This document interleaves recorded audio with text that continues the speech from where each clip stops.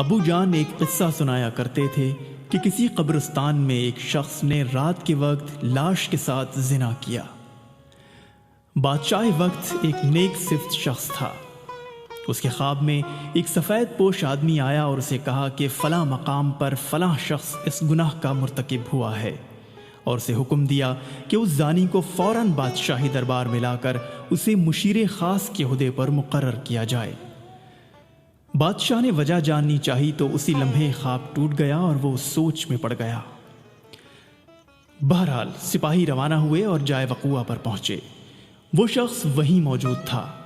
سپاہیوں کو دیکھ کر وہ بوکھلا گیا اور اسے یقین ہو گیا کہ اس کی موت کا وقت آن پہنچا ہے۔ اسے بادشاہ کے سامنے حاضر کیا گیا۔ بادشاہ نے اسے اس کا گناہ سنایا اور کہا، آج سے تم میرے مشیر خاص ہو۔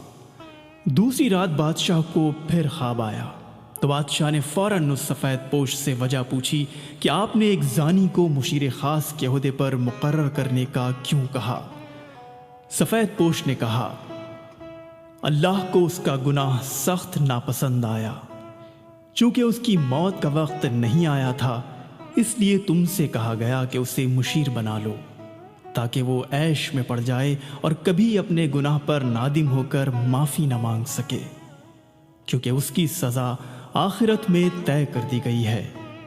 مرتے دم تک وہ عیش میں غرق رہے گا، بلکہ خوش ہوگا کہ جس گناہ پر اسے سزا دی جانی چاہیے تھی، اس گناہ پر اسے اعلیٰ عہدہ مل گیا، سو اسے گمراہی میں رکھنا مقصد تھا۔ قصہ تمام ہوا۔